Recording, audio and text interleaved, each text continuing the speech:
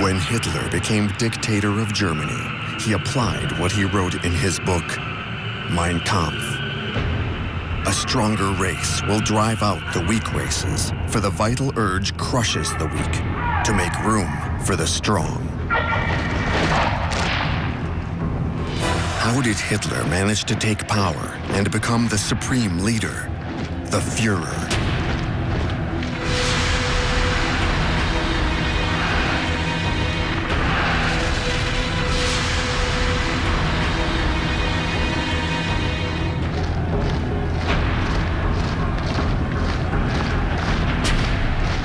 Nuremberg, 1929.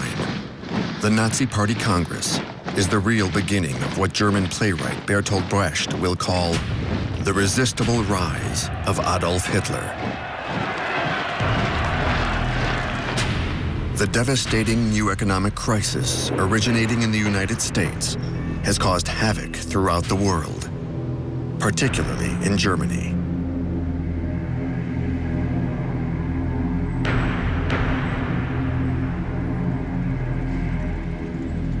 One after the other, factories close their doors, and the number of unemployed reaches the astounding figure of 6 million.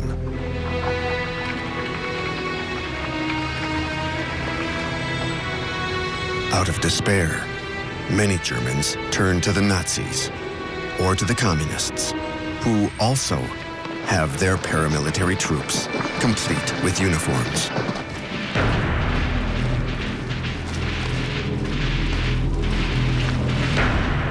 Communists and Nazis clash violently in all the elections that follow.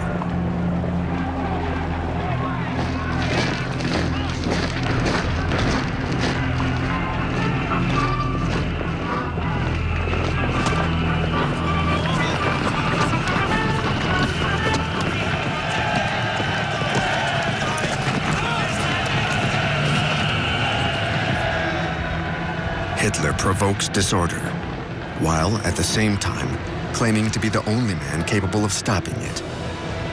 This tactic of blackmail proves effective. Hitler rallies the small business owners and homeowners to his cause by denouncing the threat of the Red Plague, the egalitarian Marxists. The result is astonishing. Hitler is now the leader of the country's second political party, after the Social Democrats. Yet the upper classes who despise Hitler aren't particularly worried. Stefan Zweig wrote, "To them, power had always been the reserve of the barons, the princes, and those with a university education. Nothing blinded the German intellectuals as much as pride in their culture."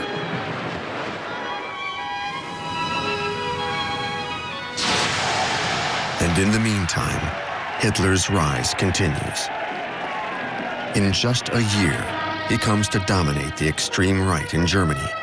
Veterans associations, such as the Steel Helmets, with 500,000 members, will have to obey his orders.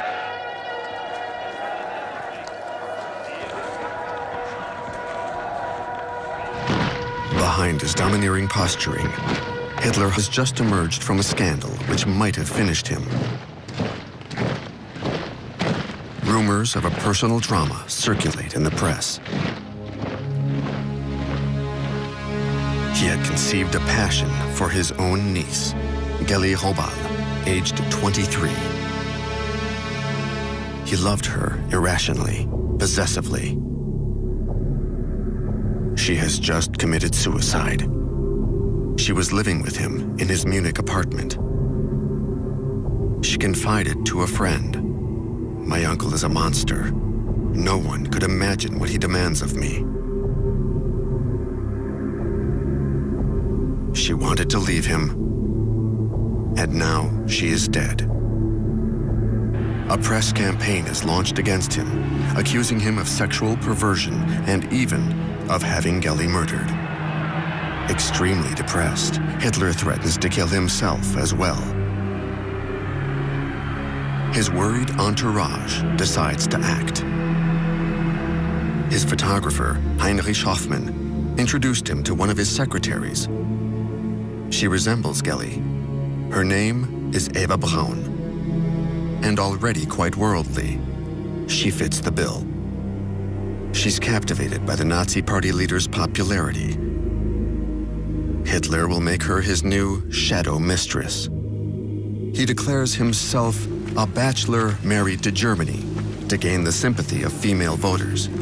At her side, Hitler recovers his combativeness as a political animal at a time when the end of the mandate of Germany's President Hindenburg is drawing near. Hitler is among the candidates to succeed him in 1932. Hardly 10 years after his attempted putsch and incarceration, Hitler is on the verge of becoming president of Germany. Germans are subjected to an intensive poster campaign. Nazi propaganda chief Joseph Goebbels devises an ultra-modern election campaign using airplanes, a European first. The largest commercial plane of the time is provided by the director of Lufthansa Airlines, who isn't adverse to this free advertising opportunity.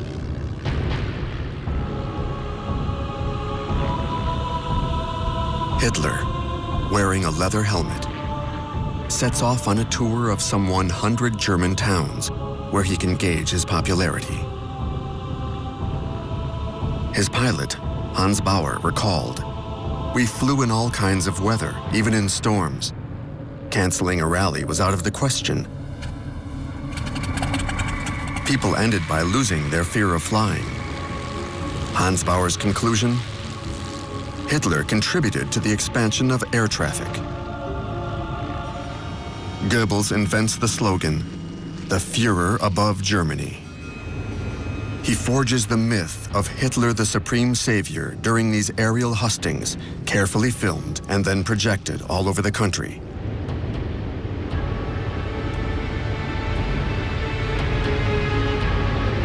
But Goebbels cannot relax yet. The campaign costs a lot, and the industrial barons are still wary of Hitler's violent methods. The Nazis must charge everyone who comes to listen to Hitler the equivalent of €1. This doesn't discourage them. On the contrary. A witness, von Spaun, describes his reaction. "I suddenly felt Hitler's eyes on me, and it affected me for the rest of my life."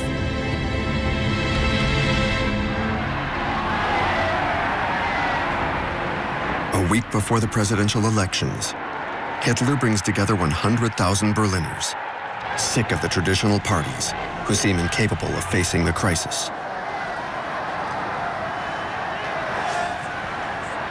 20-year-old Jutta Rüdiger is in the crowd. "I can't explain the state that unemployment plunged us into. We really thought that Hitler alone could get us out of that misery." Sie reden nicht von den Zehntausenden, die Jahr für Jahr den Gashahn aufdrehen, nicht weil es ihnen zu gut geht. With his pseudo-social discourse, Hitler becomes a serious candidate for the presidency. The press have a field day. On the right, Hitler is seen as the prototype of the political adventurer. On the left, the insults are more personal. Hitler is described as a pansy, a half-mad cheater, a vain charlatan, a fake tough guy with a rhinoceros hide riding crop.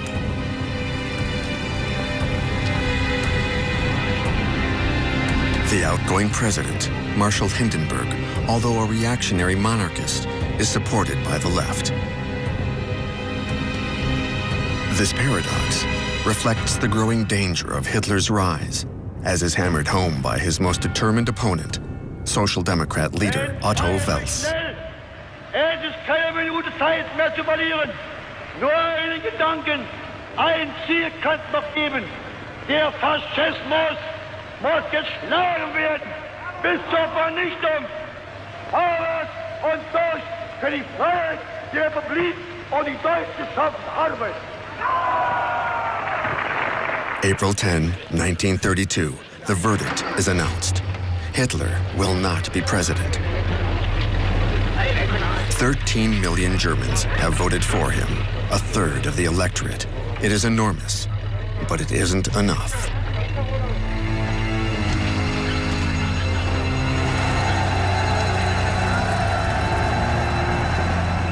Hindenburg, re-elected thanks to the Social Democrats, wants to be free of his dependence on them. And Hitler, continuing his resistible rise, starts campaigning again. As he gives 5 speeches a day, his entourage is reeling. One of his intimates says, "We were like seconds who have to get their boxer back into shape between rounds." But Hitler feeds off the crowds. He's carried away by his own virulence. Die Gegner werfen uns Nationalsozialisten vor und mir insbesondere, dass wir intolerante, unverträgliche Menschen seien.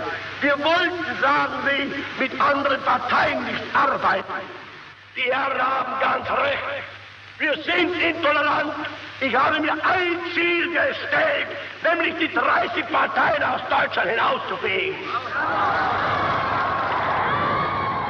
For Hitler, the first party to eliminate in the 1932 election campaign is the Communist Party.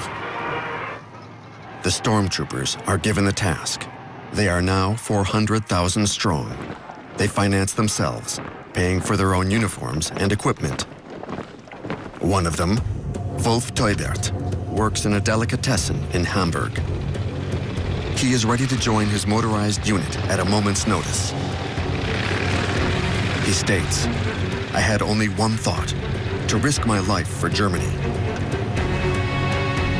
The humiliation of the Treaty of Versailles had made me a passionate defender of Hitler.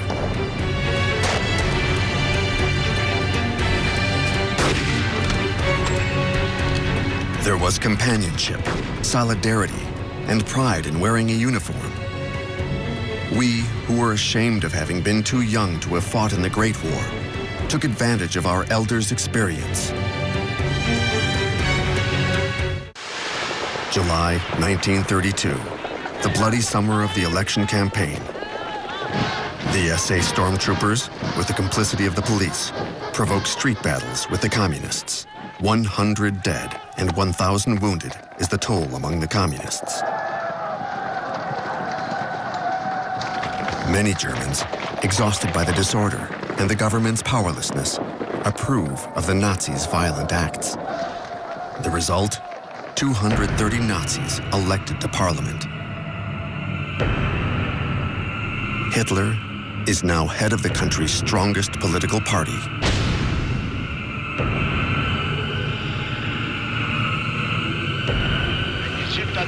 Power is within his reach for the first time. Quickly, however, euphoria gives way to disappointment.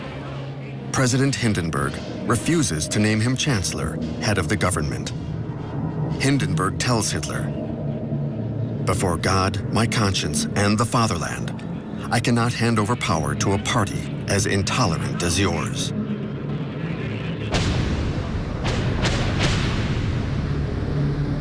Nevertheless, Hindenburg offers him a role in the government. But Hitler doesn't consider himself an ordinary politician seeking a ministerial position. He wants all the power to establish a totalitarian state. In a few weeks, Goebbels, the head of the vast Nazi parliamentary group, succeeds in paralyzing democratic procedure. No majority can be formed. Now, Goebbels announces, it's high time to dissolve this assembly, which no longer reflects the will of the people. Another election has to be called, the third within a year. It will take place in November. Hitler sees it as another chance to make gains. Die Energie und die Zähigkeit gehabt, von den damaligen 1000 Mann vor 10 Jahren bis heute 14 Millionen zu machen. Und ich werde aus den 14 Millionen die 20 und die 30 Millionen machen.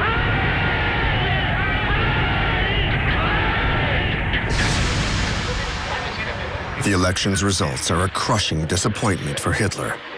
Surrounded by his personal SS guards, he broods over his failure. He has lost 2 million voters. Goebbels says, "We've had a setback. Hitler refused to enter the government, and the voters didn't understand why." With bitterness, Goebbels reads the foreign press reports. The London Daily Herald writes, "Hitlerism as a political force is dead."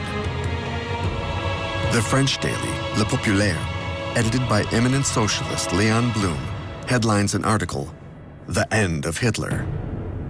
But no. 3 months later, Hindenburg, still facing the impossibility of forming a majority, finally names Hitler Chancellor of Germany.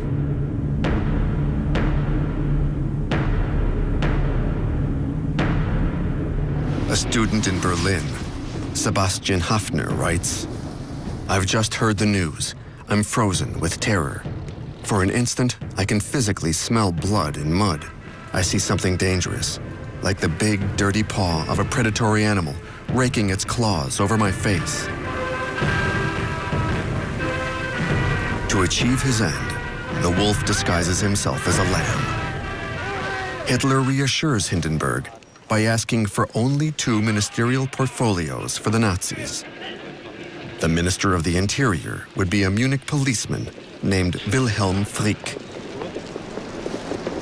with Hermann Göring at his side, also to control the police, 2 key positions. Hitler advances by subterfuge.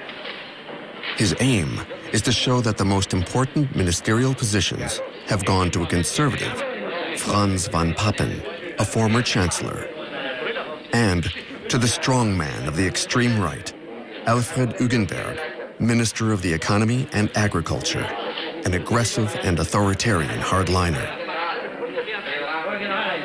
Hitler calls his government the Cabinet of National Concentration to make it sound like a nationalist coalition rather than a predominantly Nazi government.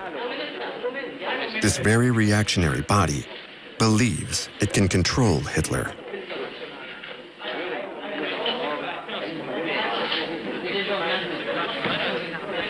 Von Papen makes a costly mistake when he says to Hugenberg, "Hitler is our man," to which Hugenberg replies, "We oversee him." That very evening, January 30th, 1933, in Berlin and all the other large German cities, Goebbels organizes a torchlight parade of the Steel Helmet Veteran Group, the SS, and prominently, the SA Stormtroopers.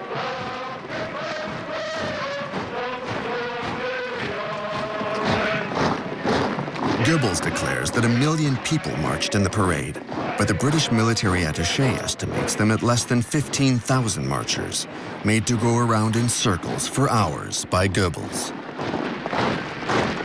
They pass under the windows of the 85-year-old President Hindenburg, who, believing himself in Verdun in 1916, says to his aide, "Our men are parading well.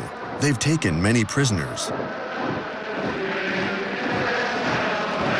Hitler, at the Chancellery, receives a frenzied tribute. Louise Solmitz, a Berlin schoolteacher, says, "It was drunkenness without wine." She adds, "I heard people shouting, 'Death to the Jews. Jewish blood will gush under the knife.'" Goebbels concludes, "It's like a fairy tale."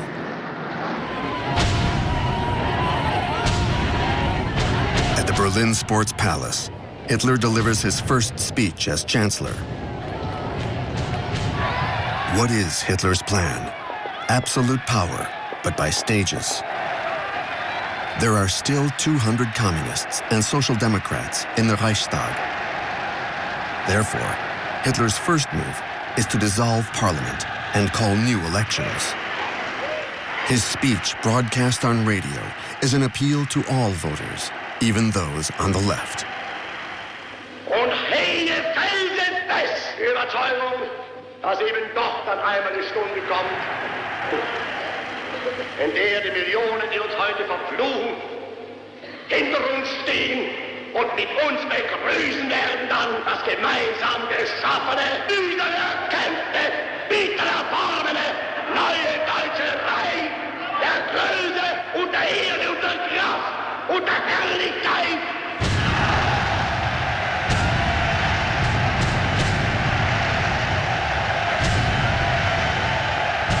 With this relatively conciliatory speech, Hitler continues to advance wearing a mask.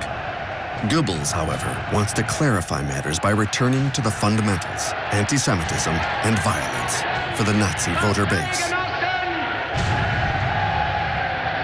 Und wenn die jüdischen Zeitungen heute glauben, auf versteckte Drohungen die nationalsozialistische Bewegung einschüchtern zu können, sie sollen sich hüten. Einmal wird unsere Geduld zu Ende sein und dann wird den Juden das freche Lügenmaul gestopft werden.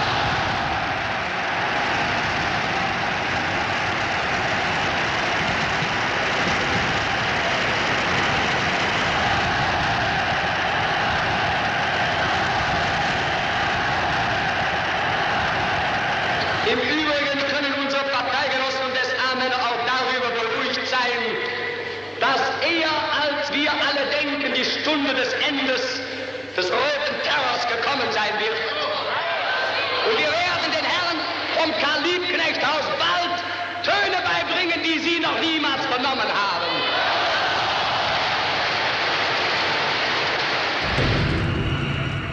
Only 2 weeks later in Berlin, the Great Reichstag, the German parliament building, burns down in the night. Nothing remains of this powerful symbol of German democracy.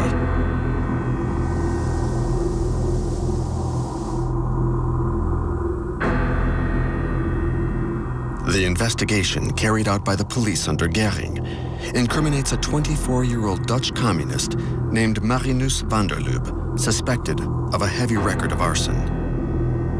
Quickly found guilty, he is guillotined. Who will profit from this crime? The Nazis.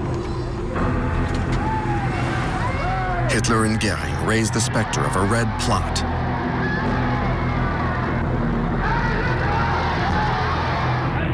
Göring has 4,000 communists arrested, including the leaders. But the Communist Party isn't outlawed yet. For Hitler wishes to maintain the appearance of legality for the legislative elections, which he expects will consolidate his power.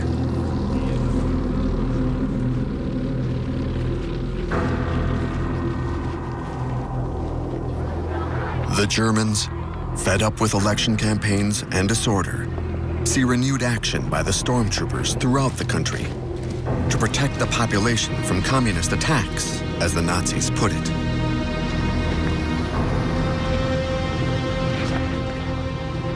Stormtroopers, now armed, have the status of auxiliary police officers. All over Germany, they take up positions in front of the headquarters of leftist parties and workers' unions. Again, they will foment violence, while Hitler continues to play the electoral card to reassure an increasingly exhausted President Hindenburg.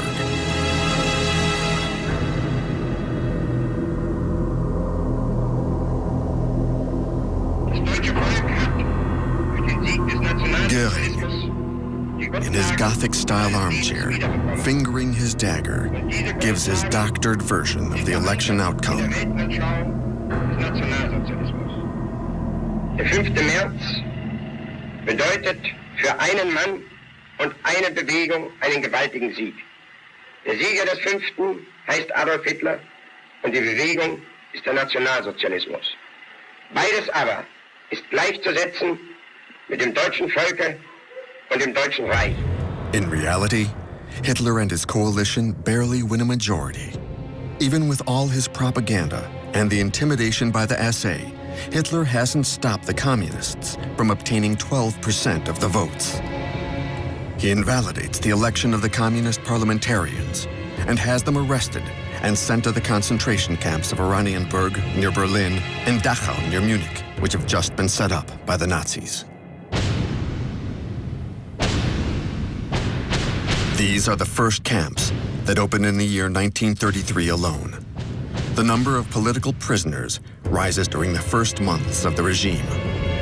Communist student Klaus Bastian recalls, "The guards whipped the prisoners and pushed us into freezing water. We always feared for our lives, night and day." The Nazi version is that these parliamentarians, senior civil servants, and union leaders are being re-educated.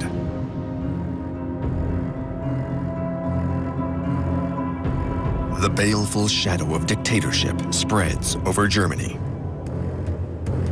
Since the Reichstag has burned, Hitler stages the new parliament in the Royal Opera House, surrounded by the SA, and demands unlimited powers. The communist members are gone, most of them to the camps. The 94 Social Democrats who are still present will summon the courage to vote against Hitler. They too will be arrested and sent to the camps, or forced to flee the country. 441 members from the extreme right to the Catholic center listened to Hitler's long, rambling speech intended to bolster the people's illusions. As always, he promises the earth, the end of unemployment, relief for peasant farmers, respect for the law, and above all, peace. The assembly votes its own demise by granting Hitler full powers for 4 years.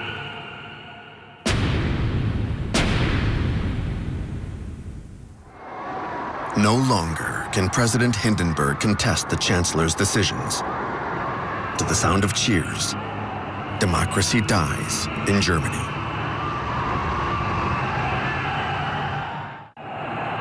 The fact that Hitler, whose power is based on anti-Semitism, now leads one of the world's most advanced industrialized countries, is seen as a threat.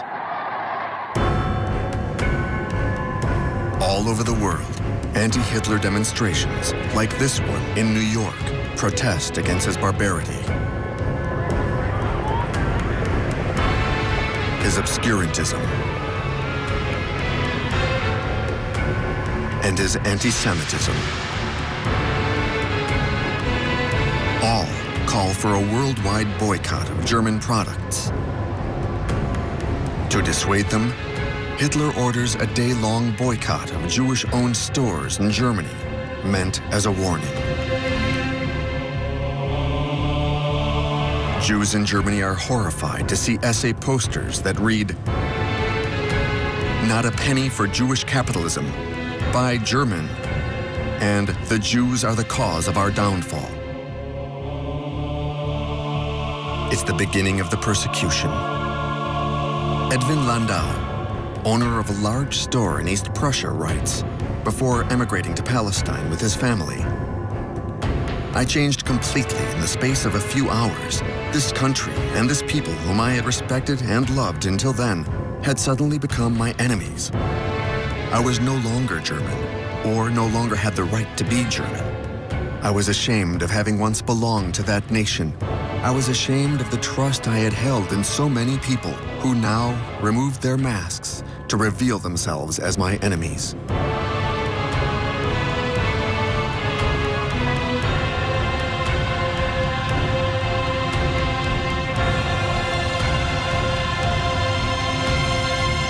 Anti-Semitism had contaminated the universities. Nazism is perverting people's minds, turning them against modern culture, imposing an intolerant sectarian ideology that will lead the students themselves to burn books. French socialist leader Léon Blum wrote, "What was needed in Germany was for the communists and the Social Democrats to fight together."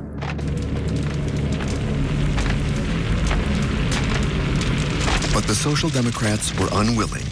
And as for the communists, Moscow had given them their orders: no alliance with the Social Democrats, described as socio-traitors. Stalin's suicidal orders were a gift to Hitler.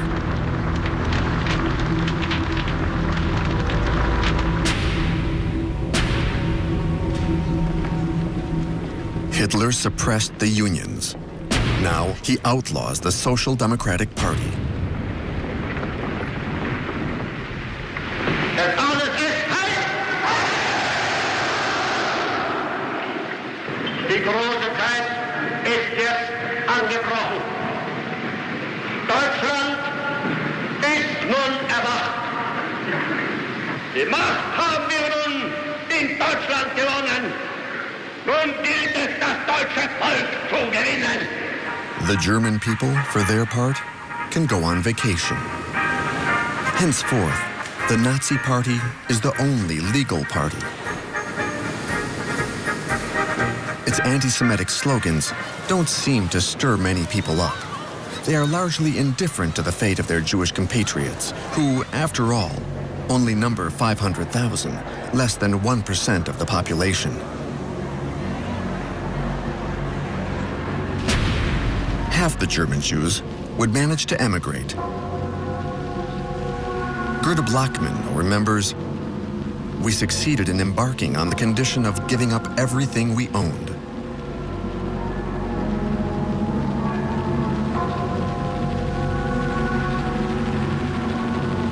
The poorer German Jews would be stuck in Germany. They would be deported to the eastern ghettos, then exterminated in the camps.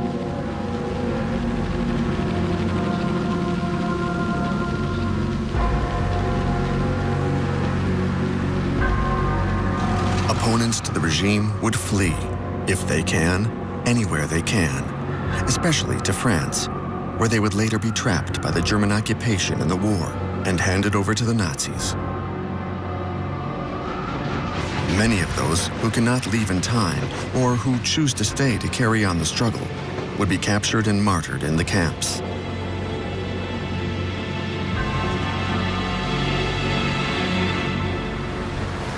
The majority of Germans would accept the totalitarian regime.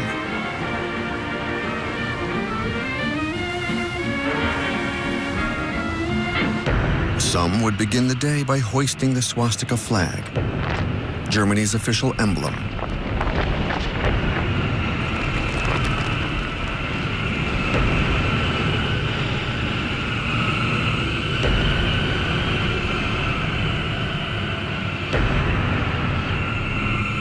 The others, now that Hitler had muzzled the press, would read only Nazi newspapers. Their daughters, too, would learn the compulsory salute. Their sons would enter the Hitler Jugend, the Hitler Youth Movement, which will hone their aggressive tendencies. At school, teachers would show pupils how to handle weapons.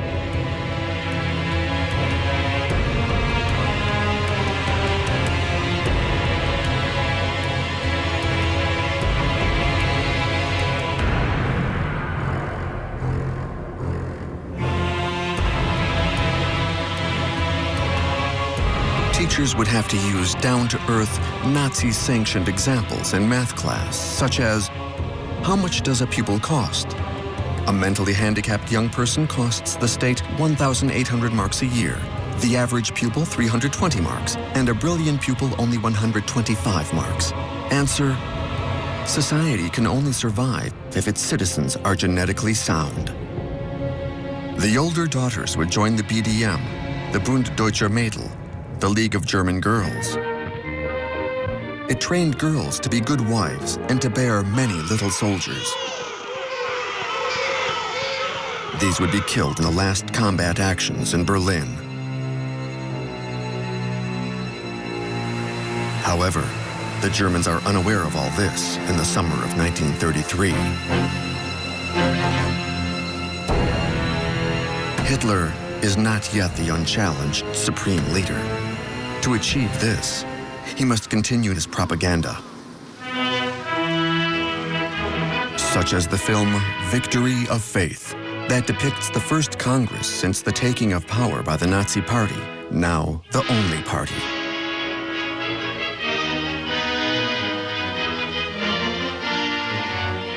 Hitler is well served by the talent of the young director Leni Riefenstahl, who charms him with her energy and beauty. With clever framing and lighting techniques, she glorifies the new god of a new mystique, a mystique of race, of the leader, of power and its apostles. Like the most loyal of the loyal, Rudolf Hess, one of the writers of the anti-Jewish laws. Like Joseph Goebbels, under whom propaganda has become an important ministry. Like Hermann Goering, who will resuscitate German aviation. And like Ernst Röhm, head of that horde of fanatics, the stormtroopers. Nothing gives cause to suspect that this film would be banned a year later, because Röhm, even though he has been Hitler's accomplice since the failed putsch of 1923, will be denounced as a traitor.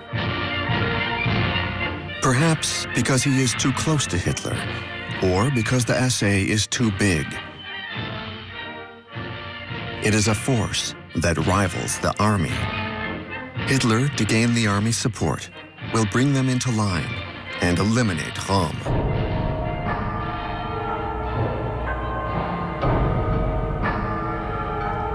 It all begins the next summer when Hitler travels to Italy to meet Mussolini in Venice.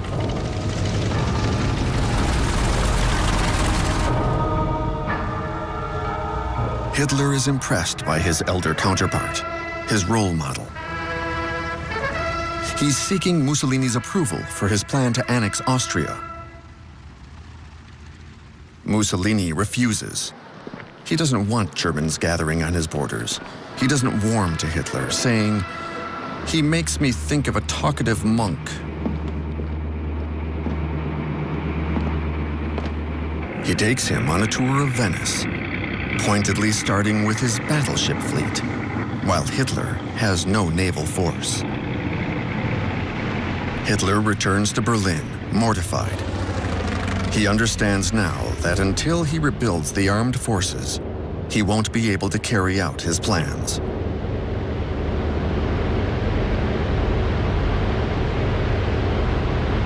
Hitler goes to observe the maneuvers of the Reichswehr, the German army, reduced by the Treaty of Versailles to 100,000 men, few in number, but very well trained.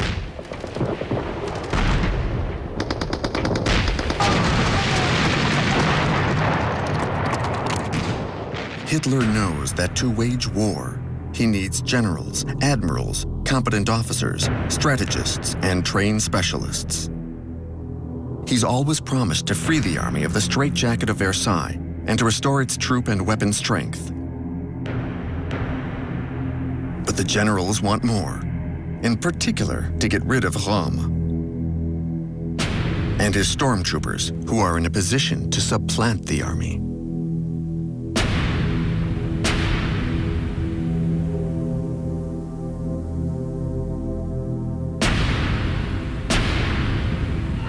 Röhm is also harshly criticized for having delusions of grandeur. He steals the limelight from Hitler. Industrialists are worried by his declaration that the National Socialist Revolution is not over. Goebbels says he's a Bolshevik in disguise. They've been partners in crime for 15 years, but Hitler's decision is firm: to eliminate Röhm, under the pretext that he has planned a coup d'etat. Hitler chooses his executioners: Himmler, head of the SS; Heydrich, head of the Gestapo; Sepp Dietrich, a former butcher who heads the Führer's bodyguard. Between June 30 and July 2nd, 1934, a period that Hitler calls the Night of the Long Knives, the SS murders Röhm and other potential opponents and embarrassing witnesses of Hitler's past.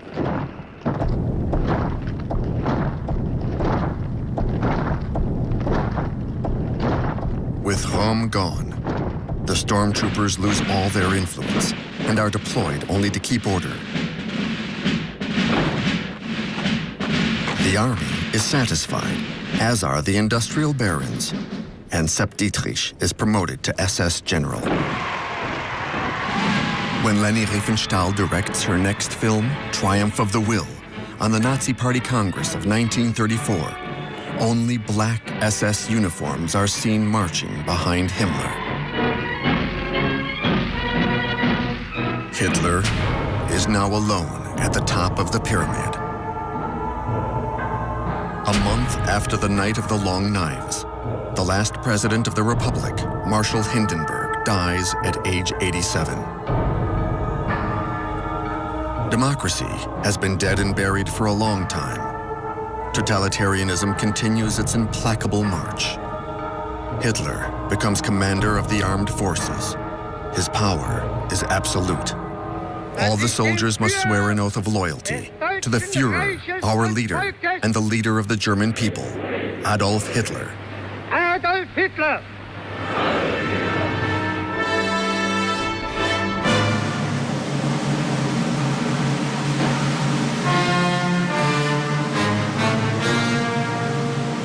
Hitler attends the Bayreuth Festival to enjoy the music of Wagner, his favorite composer.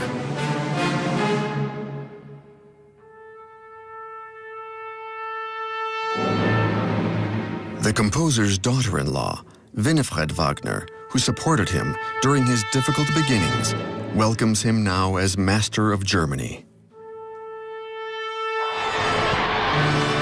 Hitler can now look back at how far he has come.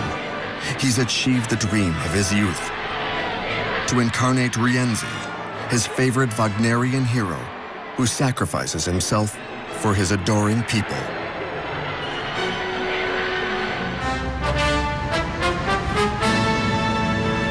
Hitler will first appropriate the successes of the Weimar Republic, such as the famous Autobahns, which will become showcases of the Nazi regime.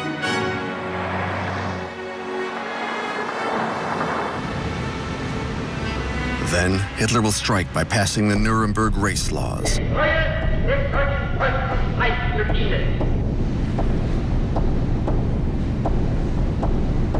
He will burn synagogues to the ground in the Kristallnacht pogrom, prelude to the final solution.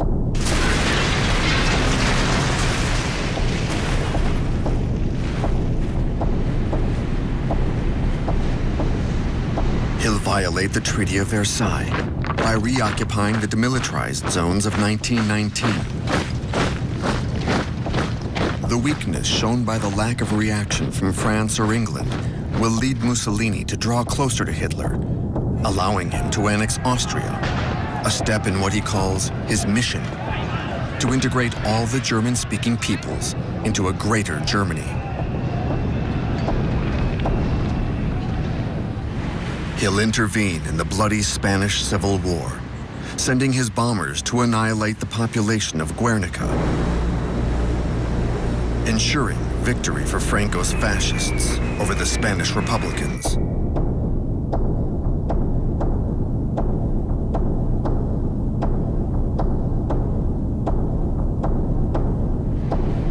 He dreams of a great army, like Napoleon's. One he will lead to Moscow. All the while, proclaiming his desire for peace.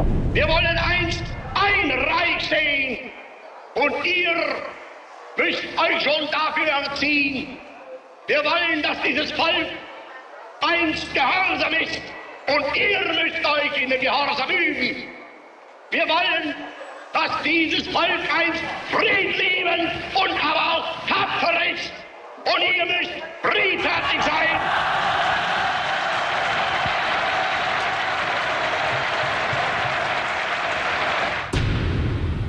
When Germany is ready, Hitler, obstinate and ferocious, will drag it and the world with it into a long night, peopled by the ghosts of over 50 million dead.